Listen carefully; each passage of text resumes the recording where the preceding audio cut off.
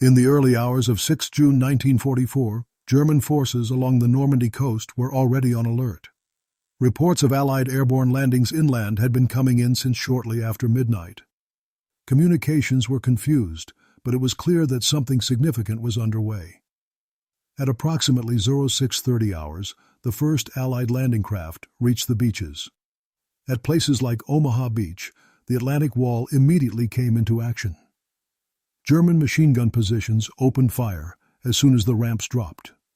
MG-42s, positioned in concrete bunkers and Tobruk pits, fired along the length of the beach rather than directly out to sea. This allowed them to sweep the landing zones from the side, exactly as German defensive doctrine intended. Mortars and artillery, pre-registered on likely landing areas, added to the fire. Beach obstacles forced landing craft to bunch together, slowing movement and increasing casualties. In several sectors, American units were pinned down almost immediately. From the German perspective, the defenses were working.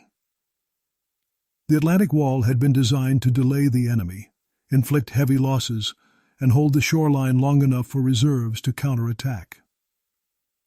On the morning of D-Day, it appeared to be doing exactly that.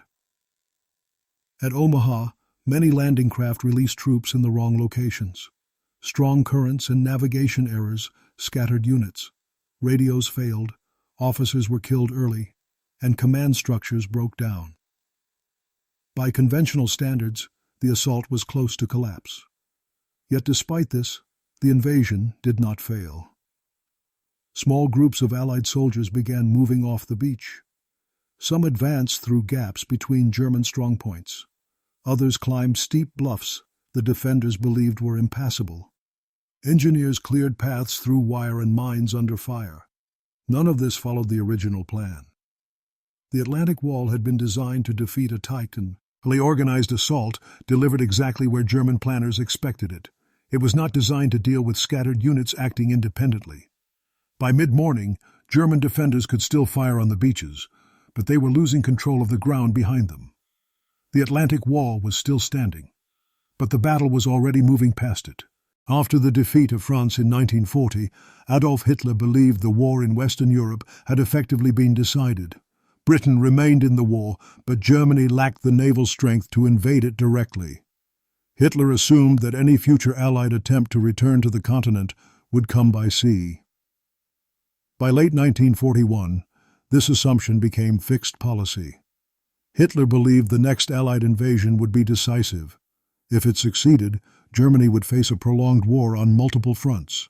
If it failed, the Western Allies might be unable to try again.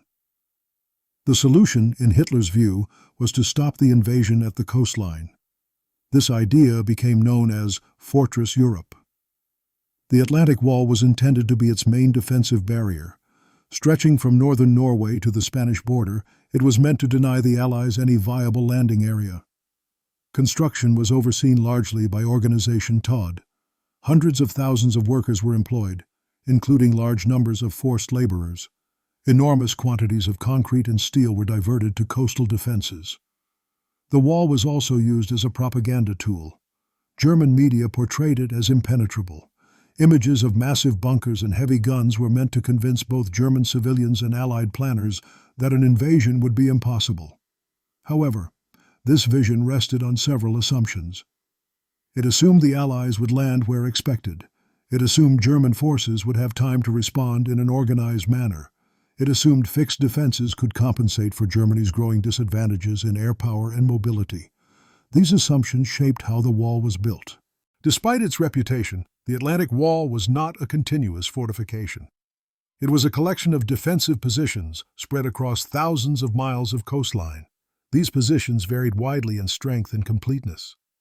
The core of the wall consisted of standardized concrete bunkers known as Regelbau designs. These housed machine guns, anti-tank guns, artillery, and command posts. Their walls were thick enough to survive direct hits from naval gunfire. Many were buried or reinforced with earth for additional protection. Smaller structures included Tobruk pits and observation posts. Beach obstacles, wooden stakes, steel hedgehogs, ramps, and mines were placed in the tidal zone to damage landing craft. These obstacles were only effective if properly placed and covered by fire. By 1944, many were incomplete or poorly maintained. Defensive coverage also varied by region. German planners expected the main invasion to occur in the Pas-de-Calais, where the English Channel was narrowest. That area received the heaviest defenses. Normandy, by comparison, was less heavily fortified. Many guns were positioned to fire along the beach rather than out to sea. This maximized exposure time but limited flexibility. Once attackers moved inland, many coastal guns could no longer engage them.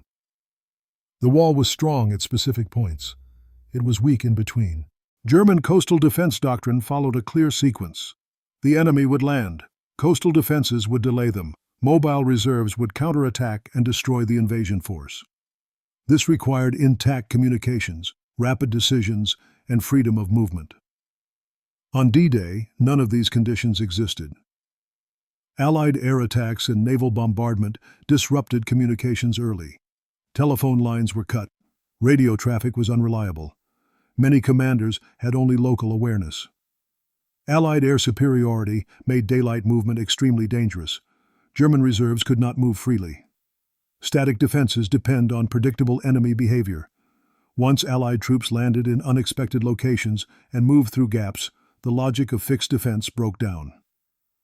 Bunkers designed to dominate beaches became isolated once bypassed. The Atlantic Wall had been designed for a controlled battle. It faced chaos. German command disagreements further weakened the defense. Field Marshal Gerd von Rundstedt believed the invasion could not be stopped on the beaches.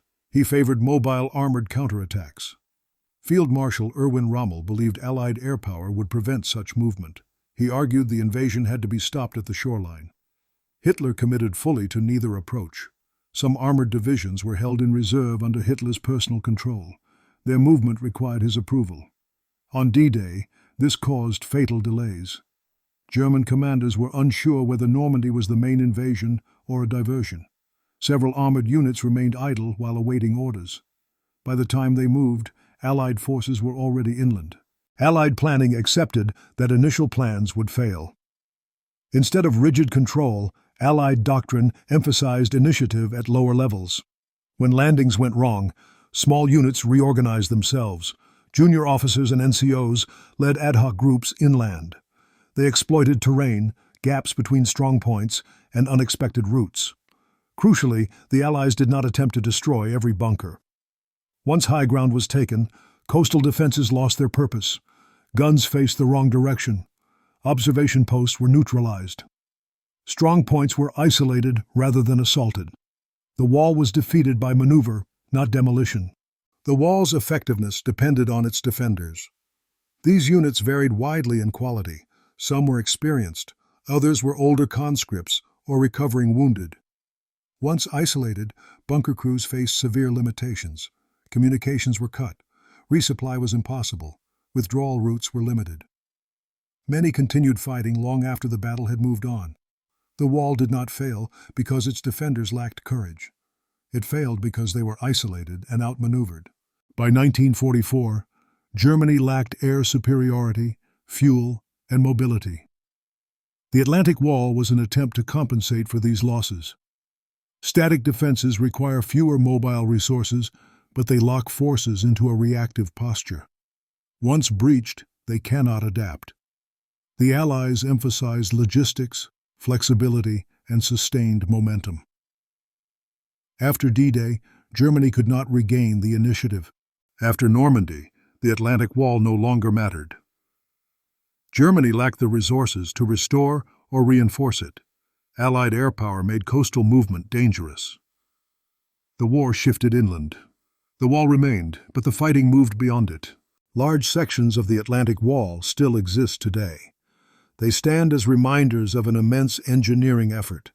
The wall was not defeated because it was weak. It was defeated because it was rigid. It assumed a predictable enemy and centralized control. It faced adaptability and initiative. The lesson is not that fortifications are useless. It is that no defense can replace flexibility, coordination, and human judgment. Wars are not decided by concrete. They are decided by people.